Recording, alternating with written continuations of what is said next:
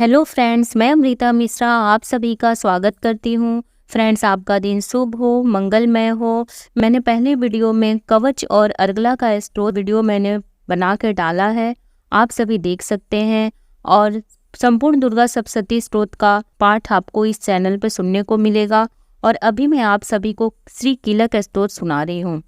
चंडिका देवी को नमस्कार है। श्री मार्कंडेय जी बोले, विशुद्ध ज्ञान ही जिनका शरीर है, तीनों वेद ही जिनके दिव्य नेत्र हैं, जो कल्याण प्राप्ति के हेतु है तथा अपने मस्तक पर अर्धचंद्रक का मुकुट धारण करते हैं, उन भगवान शिव को नमस्कार है। मंत्रों का जो अभिकीलक है, अर्थात मंत्रों की सिद्धि में विघ्न उपस्थित करने वाले साप रूपी कीलक का जो निवारण करने वाला है, उस सप्तशती स्तोत्र को संपूर्ण रूप से जानना चाहिए। यद्यपि सप्तशती के अतिरिक्त अन्य मंत्रों के जप में भी जो निरंतर लगा रहता है, वह भी कल्याण का भागी होता है। उसके भी उच्चाटन आदि कर्म सिद्ध होते हैं तथा उसे भी समस्त दुर्लभ वस्तुओं की प्राप्ति हो जाती है। तथापि जो अन्य मंत्रों का जप न करके केवल इस सप्तशती नामक स्तोत्र से ही देवी की स्तुति करते हैं, उन्हें स्तुति मात्र से ही देवी सिद्ध हो जाती है। उन्हें अपने कार्य की सिद्धि के लिए मंत्र, औषधि तथा अन्य किसी साधन के उपयोग की आवश्यकता नहीं रहती। बिना जप के ही उनके उच्चाटन आदि समस्त अविचारिक कर्म सिद्ध हो जाते हैं। इतना ही नहीं, उनकी संपूर्ण अविष्ट वस्तुएं भी सिद्ध होती हैं।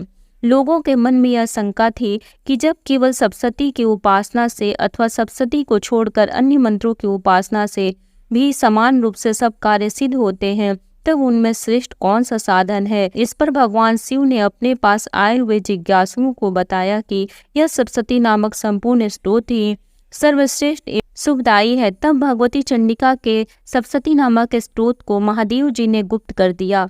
सप्तशती के पाठ से जो पुण्य प्राप्त होता है, उसकी कभी समाप्ति नहीं होती, किंतु अन्य मंत्रों की जपन्य पुण्य की समाप्ति हो जाती है। अतः भगवान शिव ने अन्य मंत्रों की अपेक्षा जो सप्तशती की ही श्रेष्ठता का निर्णय किया।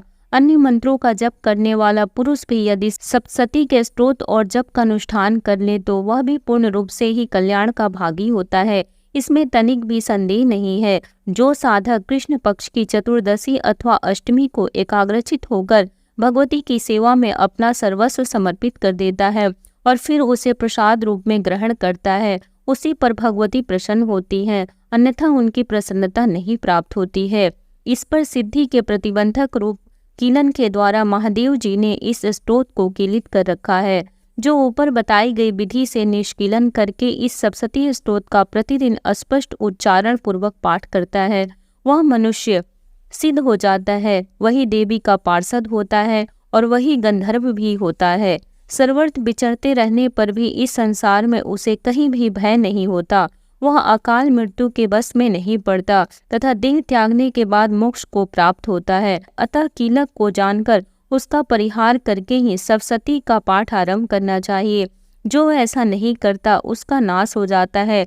इसीलिए कीलन और निष्कीलन का ज्ञान प्राप्त करने पर ही यह स्तोत्र निर्दोष होता है और विद्वान पुरुष का इस निर्दोष स्तोत्र का ही पाठ आरंभ करते हैं। स्त्रियों में जो कुछ भी सौभाग्य आदि दृष्टिगोचर होता है, वह सब देवी के प्रसाद का ही फल है। अतः इस कल्याणदायक स्तोत्र का सदा जप करना चाहिए। इस स्तोत्र का मंद स्वर में पाठ करने पर कम फल की प्राप्ति होती है और उच्च स्वर से पाठ करने पर पूर्ण फल की प्राप्ति होती है। अतः उस स्वर से ही उसका पाठ आरंभ करना चाहिए। जिनके प्रसाद से ऐश्वर्य, सौभाग्य, आरोग्य, संपत्ति, शत्रु का नाश तथा मोक्ष की भी प्राप्ति होती है, उन कल्याणदायी जगदम्बा की स्तुति मनुष्य क्यों नहीं करते हैं। जय जगदम्बा माँ, जय माँ दुर्गे। फ्रेंड्स, यदि आपको स्तोत्र पसंद आई हो तो लाइक कर दीजिए, चैनल को सब्सक्राइब कर लीजिए, बेल नोटिफिकेशन को प्रेस कर दीजिए, ताकि जब भी मैं कोई नई वीडियो अपलोड करूं, उसकी नोटिफिकेशन सबसे पहले आपको मिले।